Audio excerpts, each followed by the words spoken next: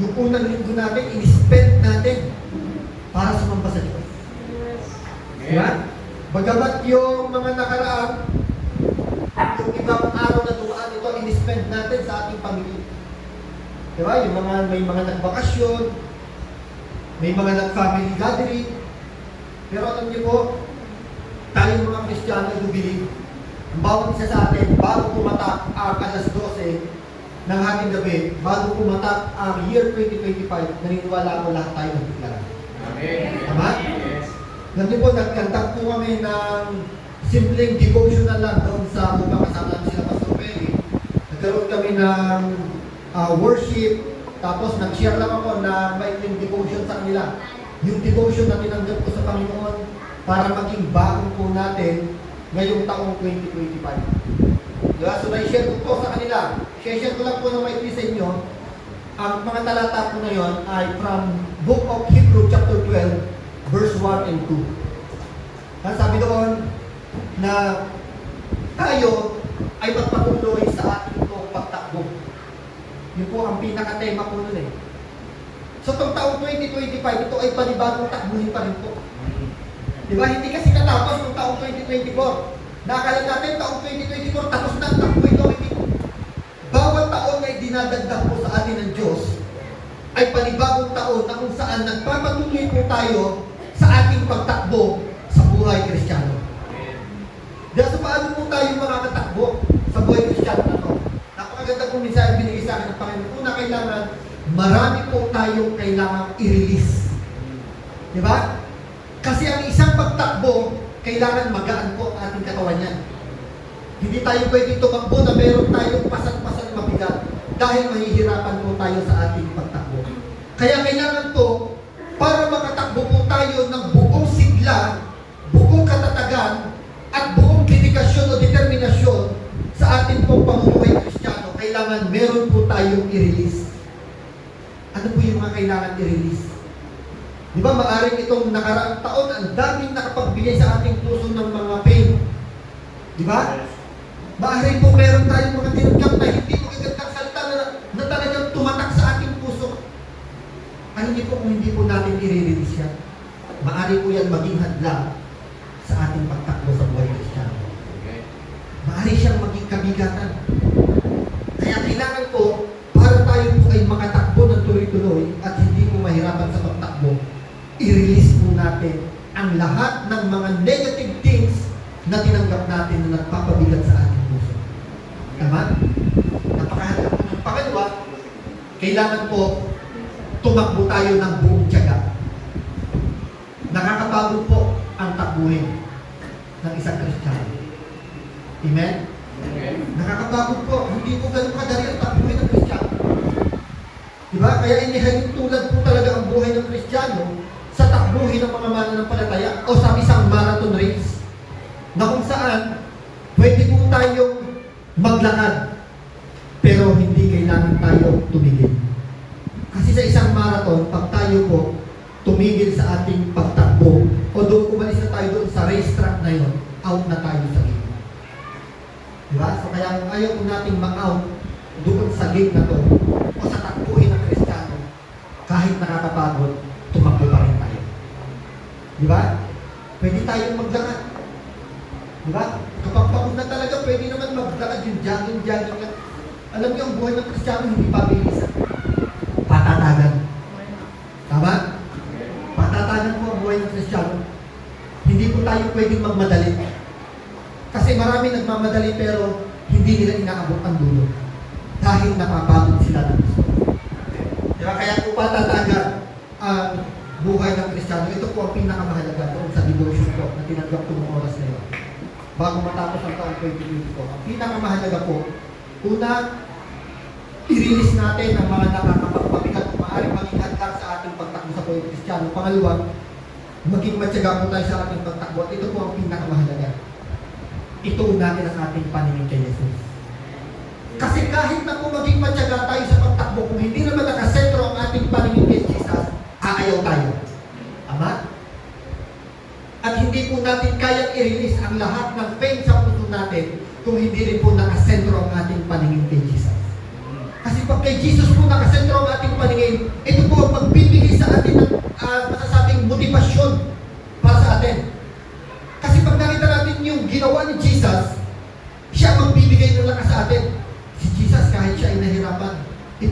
ipagpapatuloy niya para sa atin. Di ba? Kaya pag kay Jesus po nakasentro ang ating paningin, mga kapatid, itong taong 2025 na to, i-release natin ang lahat ng faith na tinanggap po natin nung nakaraang taon, at itong panibagong taon na to, patuloy tayo tatakbo na may katyagaan sa lahat. Sa ating pagtakbo, nakasentro ang ating paningin sa ating Panginoon sa Kristo. Kapatid, maniwala ka, maaabot natin ang finish line.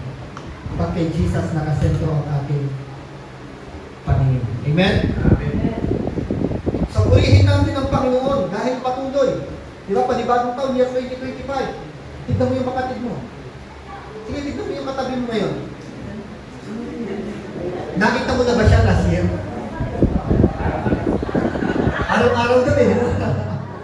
Amen? So, nakita mo na siya last year, di ba? Familiar na yung katabi mo sa'yo. Ibig sabihin, napakabuti ng Panginoon. Kasi natapos ang taong 2024 at panibagong taon na to, yung kasama mo last year, kasama mo pa rin yun. Amen. Bago daw yung katabi ni Pastor Kaya, nalipat lang ako pa. Nalipat pa ng upuan eh. Dahil sa nakikita natin, hindi natin papapurihan ng Diyos. Kasi yung mga kasama natin last year, yung iba nga, hindi lang natin last year na kasama eh. Di ba? Napakahabang panahon na, yung iba dito kasama ko na for almost 11 years, 12 years. Di ba? Magkakasama na tayo. At hanggang ngayon, magkakasama pa rin tayo. Amen? Hindi ba mabuti ang Diyos? Hindi ba dapat natin papurihan ng Diyos? For almost 12 years, yung iba dito, halos nakasama ko na sa pasimula. Nung tayo po ay, kumbaga nung na-take over po natin ang church. Di ba? Magkakasama na po tayo sa pasimula pala, halos. Nung ito po ay talagang na-take over po natin, ako po ang na-appoint as a senior pastor ng Blessed Family. Yung iba dito talagang sila na ang kasama. Nakakatuwang ka talaga sa mga gawain. Diba? And I do believe na sa taong ito, tuloy-tuloy na tayo pa rin magkakasama. Hindi lamang sa taong na to, maraming taon pa idinideklara ko sa pangalan ni Jesus. Maraming taon pa na tayo ay magkakasama sa Panginoon. At marami rin idaragdag ng Panginoon sa atin upang maglingkod sa Kanya. Amen? So, papurihan po natin ang Diyos. Lahat po ng yan ay nangyari dahil sa katagumpayan na binigay sa atin ng Diyos. Diba? So, last year po, ang naging tema po natin, pinanghawakan po natin, yung talata ng Isaiah. Ito po yung naging verse po natin na pinanghawakan ng taon na yun. Sabi dito sa Romans chapter 8, verse 37, we are more than conquerors through Christ who loved us. Ang sabi dito, higit pa sa mga mananagumpay. Maraming matagumpay dito sa mundo. Tama? Pero tayo, ang sabi ng salita ng Diyos, higit pa tayo sa kanila. Yung mga inaakala nilang tagumpay, higit pa dyan ang tagumpay na meron ang mga mananampalataya ng Diyos. Higit pa dyan ang tagumpay na meron ang DFGCI Bataan. Amen! Hallelujah! Kaya palakpakan mo si Lord. Dahil nalalaman natin ang tagumpay na ito noong taong 2022. Ang dami po nating pinagdaanan. Tama? Ang dami po nating struggle na naranasan. Sa bawat ministry, may mga pinagdaanan po tayong pagsubok. Maaring sa pamilya, may dumaan sa pagsubok. Pero kapatid, pinagtagumpay ka ng Panginoon. Pinagtagumpay tayo ng Panginoon, kaya tayo naririto ngayon. Amen? And I do believe sa panibagong taon na ito, naniniwala ako, marami pa rin tayong hinihingi kay Lord. Marami tayong prayer kay Lord. Diba? Marami sa atin, nung pagpasok ng taong 2025, nag-declare. Tama? May mga itiniglara tayo, may naging prayer tayo na talagang, Lord, naniniwala ako, gagawin ko itong ganitong bagay ngayon sa buhay ko ngayong taon. Tama? So kapatid, paniwalaan mo na yan. Kailangan lahat ng deklarasyon ko nung pumasok ang taong 2025, panghawakan mo. Bakit? Maniwala ka kapatid, idinideklara ko sa pangalan ni Jesus. Maraming answered prayer ngayon na ibibigay ng Diyos sa Blessed Family of God Church Bataan. Amen? So panghawakan natin yan. Yan po ay salita ng Diyos na kung saan inirimind tayo na ang mga prayer na binibigay po natin sa Panginoon, inilalapit natin sa Diyos, i-answer prayer nila. Kailangan na po natin paniwalaan. Tama? So kaya kung ano man yung prayer na yan, panghawakan mo yan. Handaan mo yan. Dahil bago matapos ang taong 2025, masasabi mo, Lord, thank you sa answered prayer na to. Dahil na-receive ko to ngayong taon. Diba? Kaya kung ano man yung prayer na yan, marireceive mo yan. Bakit? Because nothing is impossible with God. Kasi walang imposible sa Diyos. Tama? Minsan nagpe-pray tayo, nagdududa tayo, kasi piling natin parang imposible yata mangyari ito. Pero kapatid, inire-remind sa'yo ngayon ng Diyos, nothing is impossible with God. Walang bagay na mahirap sa Diyos. Yung mahirap para sa tao, napakadali lang para sa Diyos. Tama? So, slide po. Yan po ang title ng ating pag-aaralan. With God, all things are possible. Diba? Kaya kung ano man yung prayer mo ngayon, with God, all things are possible. Alam ko, bawat isa sa atin may prayer sa kanyang puso ngayon. Diba? Tuloy mo na yung prayer na yan. Because with God, all things are possible. Amen? So dito ko po gustong simulan ng ating pag-aaral ng salita ng Diyos. Okay lang muna tayo. Stop lang lang yan. So babasahin ko po ang ating pong talata sa Book of Matthew, chapter 19, simulan ko siya sa verse 16 hanggang sa verse 26. So, tingnan niyo po, basahin po natin ang salita ng Diyos. Maaari po ba tayo tumayo sa pagbasa ng salita ng Diyos? Hindi po, tayo po tayong lahat habang binabasa po natin ang salita ng Diyos. Amen. So, basahin ko po siya. Matthew 9, chapter 19, verses 16 to 26. Sabi po dito, and behold, a man came up to him, saying, Teacher, what good deed must I do to have eternal life? And he said to him, Why do you ask me about what is good? There is only one who is good. If you would enter life, keep the commandment. Verse 18, he said to him, Which one? And Jesus said, You shall not murder. You shall not commit adultery. You shall not steal. You shall not bear false witness. Honor your father and mother. And you shall love your neighbor and as yourself. The young man said to him, All this I have kept. What do I still lack? Jesus said to him, If you would be perfect, go, sell what you possess and give to the poor, and you will have treasure in heaven. And come, follow me. Verse 22, when the young man heard this, he went away sorrowful, for he had great possessions. Verse 23, and Jesus said to his disciples, Truly, I say to you, only with difficulty will the rich person enter the kingdom of heaven.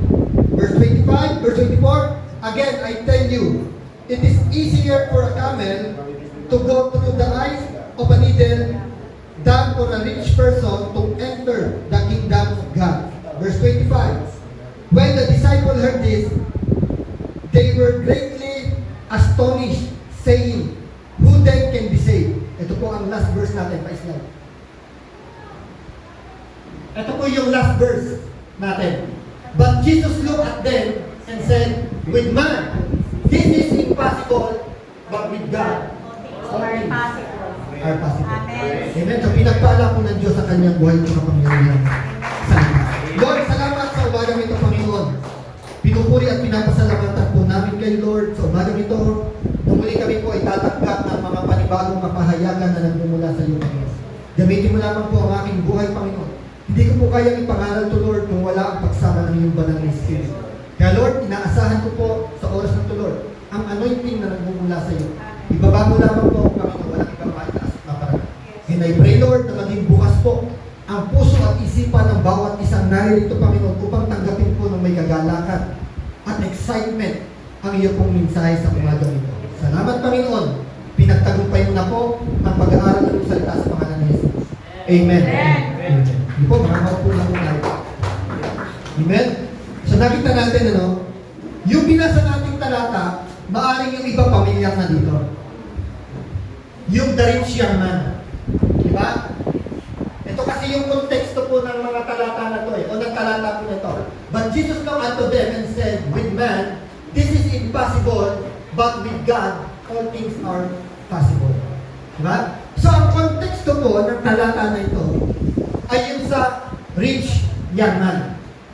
Yung mayamang binata. Di ba ano pong sabi doon? Sa binasa natin, meron isang mayamang binata. Sabi doon, lumapit siya kay Jesus. At ang sabi niya kay Jesus, mabuting guro, ano po ang kailangan kong gawin?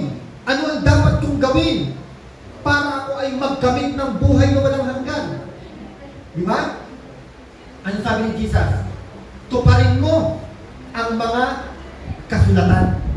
Sabi niya, ano ito? Huwag kang pumatay, huwag kang makiapid, huwag kang sasaksi sa hindi katotohanan, at ibigin mo ang iyong kapwa katulad ng pag-ibig mo sa iyong sarili. Diba? Ano sabi ng rich young man? Proud siya sa harapan ng ating Lord Jesus. At sabi niya, nagawa kong lahat yan.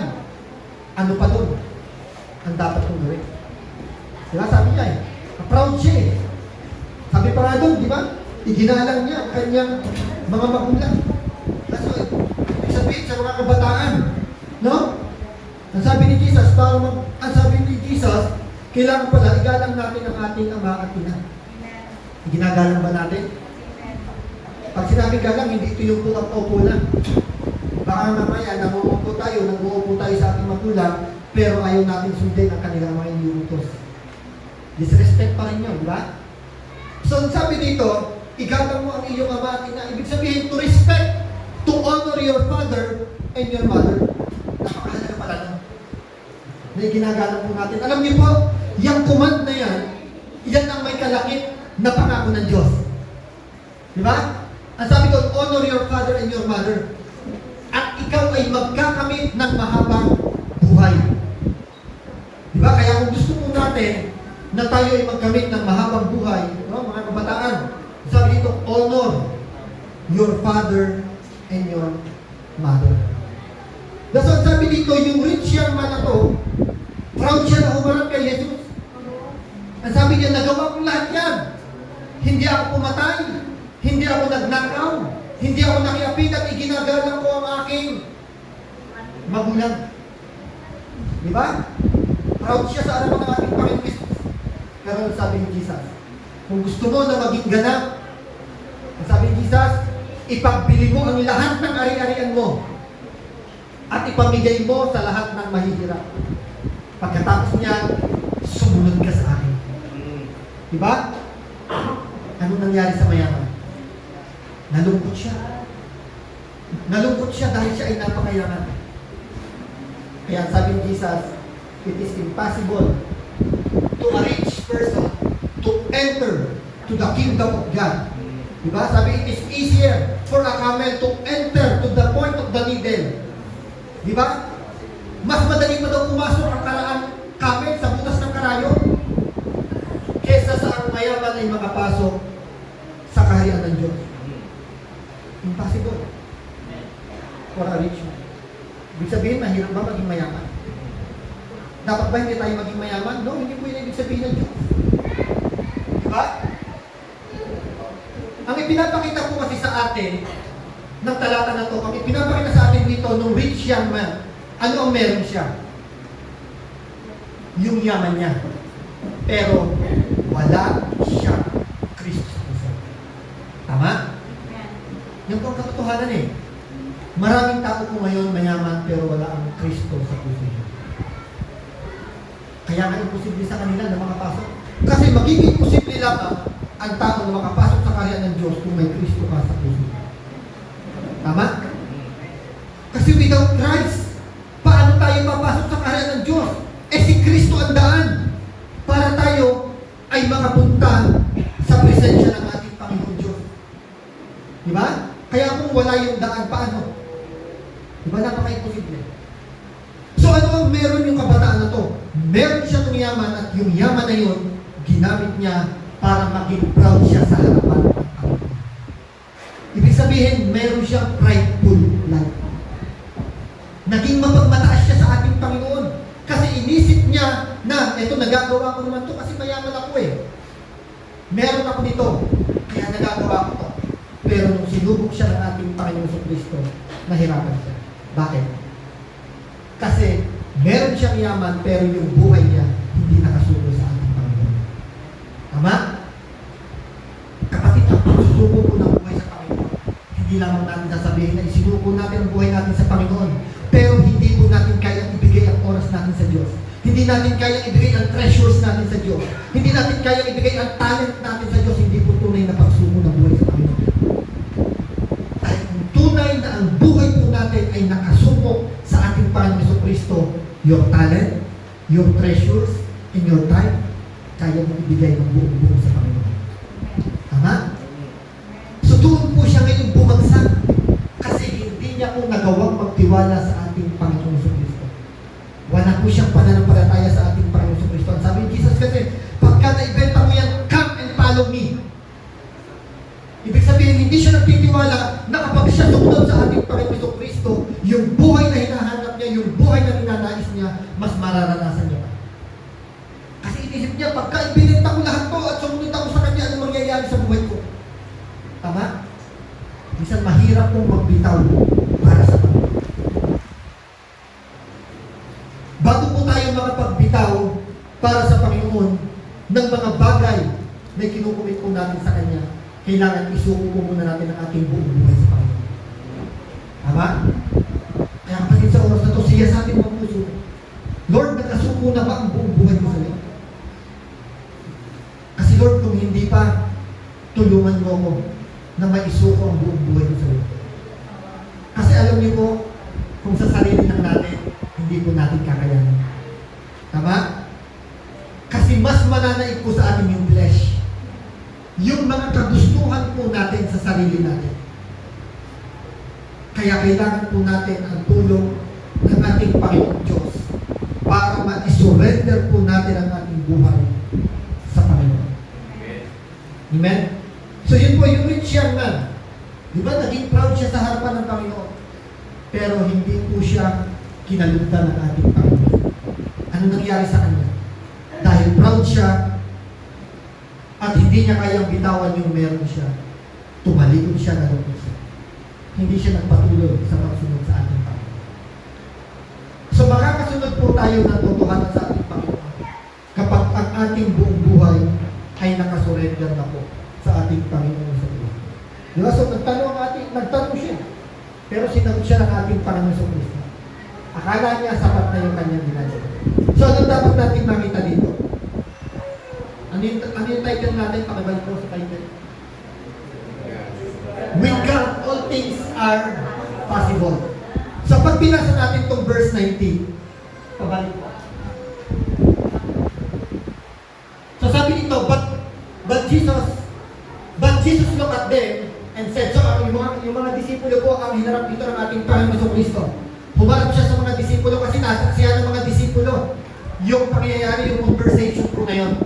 Kaya sabi ni Jesus sa mga disipulo, with man, this is impossible. Kasi nagtanong sila, kung ganun Panginoon, sino na lang ang maliligtas? Sabi ng mga disipulo. Sabi ni Jesus, with man, this is impossible. But with God, all things are possible. Now ngayon, titingin tayo ng tatlong aspeto na kung saan imposible sa ating mga tao, pero kayang gawin posible ng Diyos sa buhay natin. Ano yung una? Ito. Pa-slide. Salvation is impossible to us. Do you believe? Amen. Yung kaligtasan, imposibleng makuha natin yan. Amen. Amen. Sa sarili natin. Tama?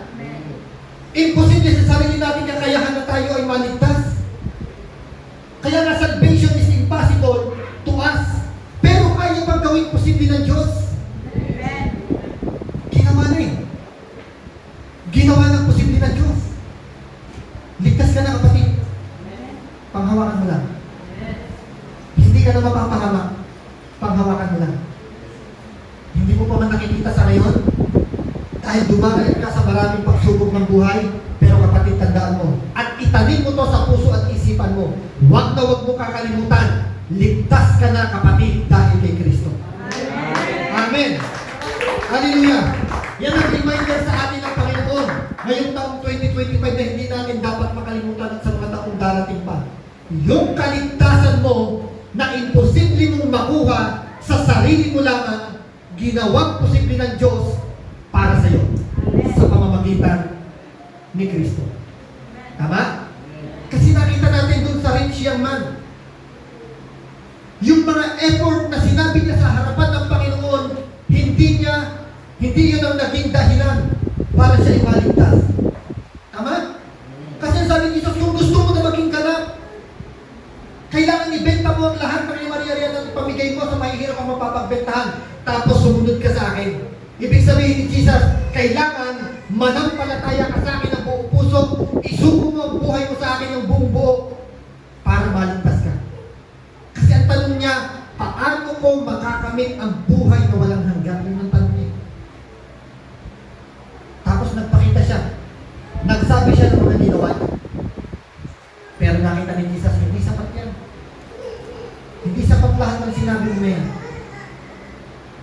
Para maging sapat yan, para magkamit ka ng buhay na walang hanggan, kailangan buong puso kang nagtitiwala sa akin. Yun ang sabi ni Jesus. Tama? Kaya nga salvation is impossible to us. Napaka-imposible na makuha natin by our own. Pero ginawang posible ng Diyos sa pamamagitan ni Kristo. Tama? Kaya tayo, do we believe na talagang salvation is by God's grace through faith alone? Tama? Yan ang pinaka-doktrina talaga natin na hindi po natin dapat makalimutan. Biyaya lamang ng Panginoon. Ngayon ang mga nakaranas ng kaligtasan sa pananampalataya niya sa Panginoon, sa pamamagitan ng pananampalataya niya sa Panginoon, doon sila ngayon makakagawa ng mga mabubuting bagay. Na kaya hindi tayo gagawa ng masama dahil dinadala tayo ng biyaya ng Diyos sa mga bagay o sa mga gawa na kalugod-lugod sa ating Panginoon. Yan po yung grace. Inililid tayo sa mga bagay o sa mga gawa na nakalulugod sa ating Panginoon. Diba? So, Jesus makes salvation possible for us. Impossible for men, but Jesus make possible for us. Amen. Number 2, ito yung isa pang imposible para sa atin. Transformation is impossible to us. Tama? Naniniwala ba kayo? Na ang pagbabago ng buhay, imposible sa buhay natin yan? Hindi ang bagong taon na mga kapagbabago ng buhay ng tao. Madami nang nagsabi niyan. Bagong taon, bagong buhay, pero minsan mas lumalala. Bagong buhay na, mas lumala eh. Di ba? Bagong taon, bagong buhay na, bago ang buhay isang linggo, pero yung mga sumunod na, balik na ulit sa dating buhay. Tama? Kasi hindi po ang bagong taon ang mga kapagpabago ng buhay ng tao. Mga kapatid, tandaan po natin yan. Hindi kayang baguhin ng bagong taon ang buhay ng isang tao. Ano ba yung hindi makakapagpabago ng buhay ng tao? Tayo mismo, hindi natin kayang baguhin ang buhay natin. Tama? Kasi maraming tao nagsasabi, gusto ko nang baguhin ang buhay ko, pero hindi nila kaya. Kahit tayo, naranasan din natin dati yan. Gusto natin dati nung tayo ay nandun pa sa buhay natin na talagang wasak at wala pa sa Panginoon, lagi natin sinasabi, Lord, gusto ko nang baguhin ang buhay ko. O kaya sinasabi natin sa ating mga kaibigan, alam mo, gusto ko nang baguhin ang buhay ko. Pero bakit hindi natin nabago? Diba? Maraming tao ngayon gustong baguhin ang buhay nila. Pero hanggang ngayon hindi pa rin nabago. Kasi may kulang. May kulang eh. Pangatlo, na inaakala natin o na imposibleng makapagpatransform o makapagpabago ng buhay ng tao, yung pamilya natin. Tama? Hindi po ang pamilya natin ang babago sa buhay natin. Hindi yung asawa mo, hindi yung magulang mo, hindi yung anak mo. Kulang yun. Diba? Tama ba? Do you believe? Hindi po yun. Hindi po sa pamilya kasi sinabi ng Bible na dahil sinabi ng pamilya mo na magbago ka, ikaw ay nabagong buhay ka. Walang talata sa Bible ng Bible na dahil ginusto mong magbago, ikaw ay nagkaroon ng bagong buhay. Kahit basahin, balik-balik na rin po natin ang Bible, wala akong ganun talata. Hindi rin sinabi ng Bible na dahil sa panibagong taon, mababago ang buhay mo. Wala po. Pero simple ang sinabi ng Bible. Ang lahat ng nakipag-isa kay Kristo ay meron ng bagong buhay. Amen. Yung pakikipag-isa mo kay Jesus ang nagbigay sa iyo ng panibagong buhay. Tama? 2 Corinthians chapter 5 verse 17.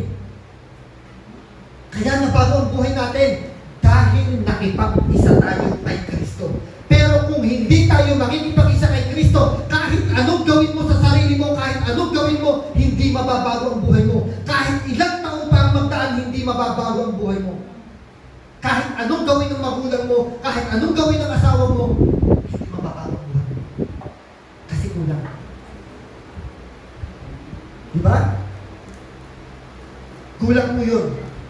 Dahil ang pinakakailangan natin para mabago ang buhay natin, yung relasyon natin sa ating Panginoon Jesucristo. Kaya transformation is impossible to us kung wala si Kristo. Pero ginawang posible ng Diyos nung nakipag-isa ka na kay Kristo. Amen. Palakpakan mo si Lord. Kasi yung wala ka pa kay Kristo, yung buhay mo hindi ganyan. Wala kang pakialam sa araw ng linggo kung anong gagawin mo. Tama? Ako dati wala akong pakialam sa araw ng linggo. Hindi ko iniisip ang araw ng linggo kung saan ako pupunta. Basta isipin ko lang, pag lumabas ako ng bahay, kung ano yung pwede kong gawin, makita ko yung mga barakada ko, okay na yun. Kung ano na ang magiging mangyari sa mga susunod. Ganun lang. Pero nung binago ng Diyos ang buhay natin, nung binago ng ating Panginoon Kristo, Saturday pa lang, ang focus ng isip natin, Sunday bukas. 9:30 a.m. May church. Diba? Pumapasok pa sa isip natin, ha?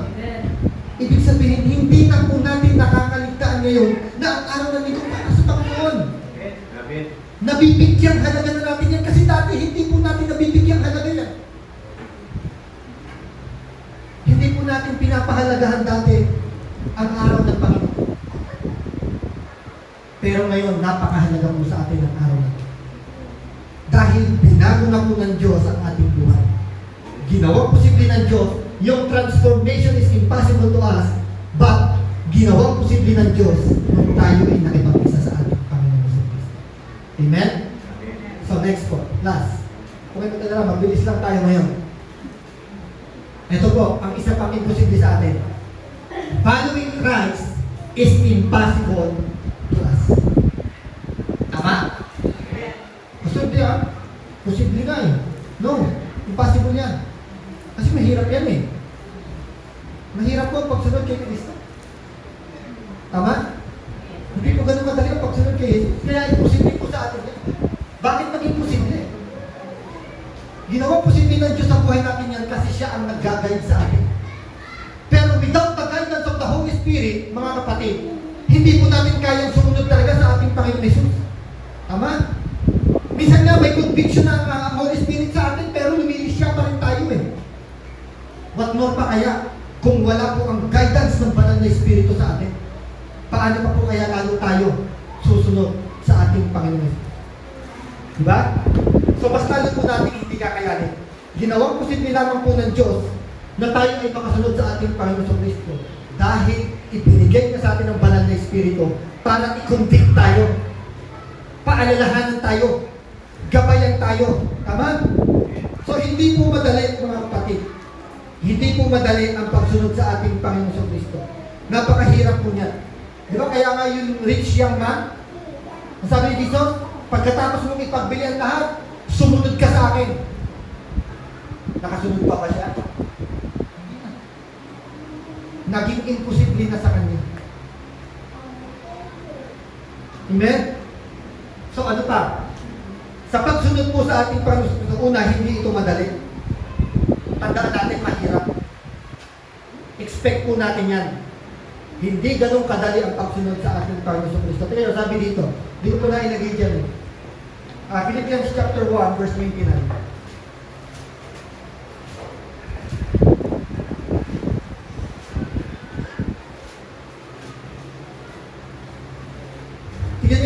dito sa Philippians chapter 1, verse 29. Sabi dito, for it has been granted to you that for the sake of Christ, you should not only believe in Him, but also suffer for His sake.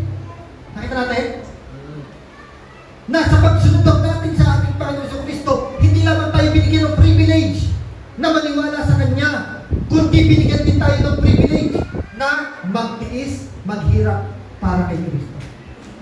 Diba? Ibig sabihin, privilege pala kapatid.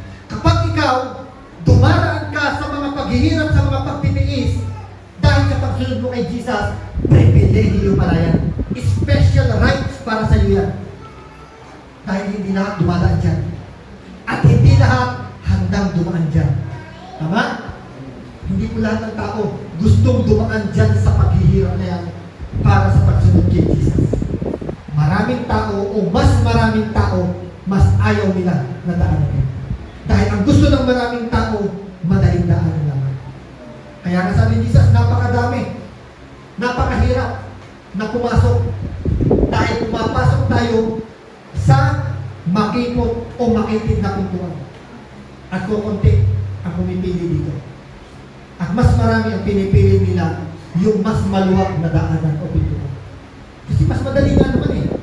Di ba? Kasi halimbawa, ito magandang illustration. Halimbawa, may dalawang pinto dito. Yan, yung pinto na yan, yung isa na yan. Tapos mayroong pinto na ang kasya lang yung papasok ka ng patagilid na saktuhan. O saan mo mas pipiliin? Saan mas madali?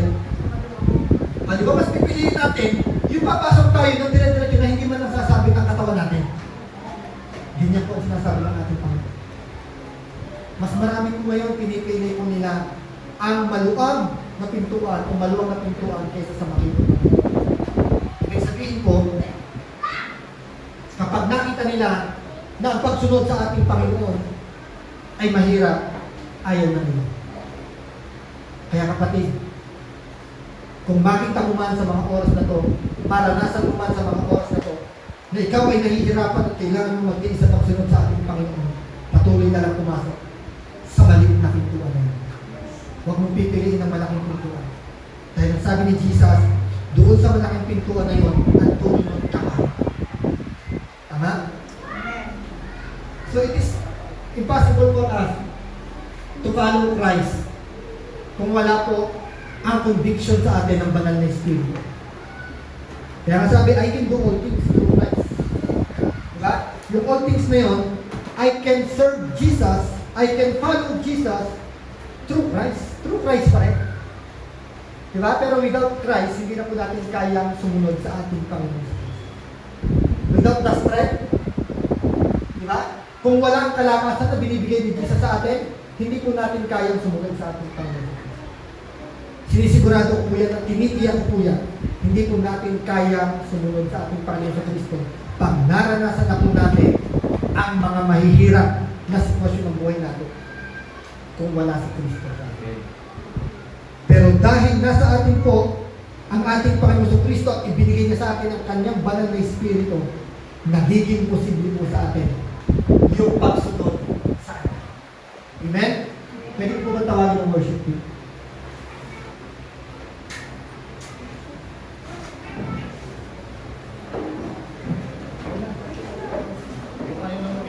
Hindi po, yung mga tumayo po kanina. Pwede niyo po ba akong samahan?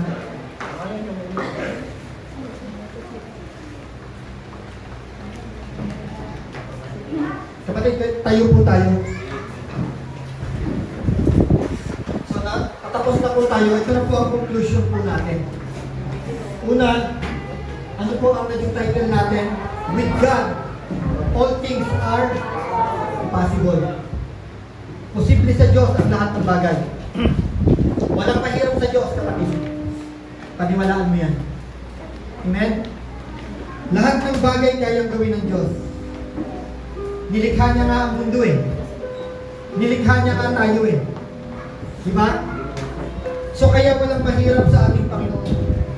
Dahil walang tao may kakayahang lumikha ng mundo. Tanging yung Diyos lang. Tama? Kaya yung imposible sa tao, posible sa Diyos. With God, all things are possible.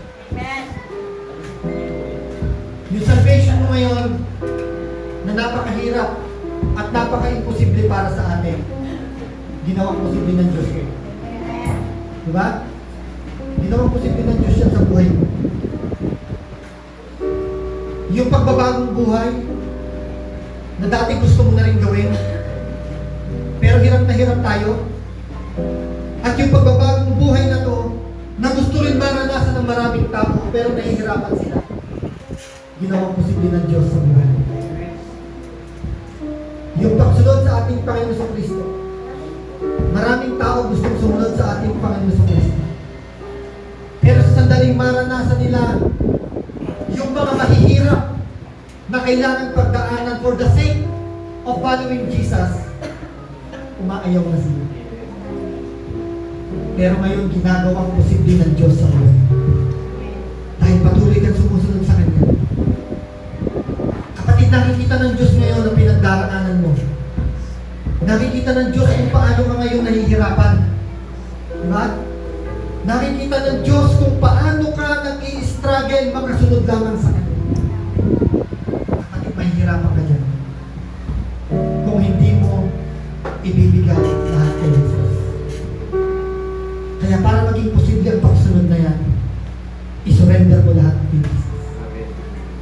So kailangan lamang lahat posible sa Diyos, yun ang katotohanan. Pero may kailangan po tayo. Anong kailangan? Magiging posible sa buhay mo yan kung ikaw ay magtitiwala sa Kanya. Kasi kahit gaano ka posible sa Diyos na gawin ang lahat ng bagay sa buhay mo, pero nagdududa ka naman sa Kanya, ayaw mo magtiwala sa Kanya, mahihirapan ang Diyos na baguhin ka. Mahihirapan ang Diyos na ayusin kung ano yung wasak sa buhay mo ngayon. Kaya kapatid, kung ano man, yung kabigatan sa puso mo ngayon, nakikita ng Diyos yan. Gusto mo mabago? Gusto mo maayos? Magtiwala ka sa Panginoon. Because of God, all things are possible. Amen? Kapatid, samahan mo po kami ang itarati ng Panginoon.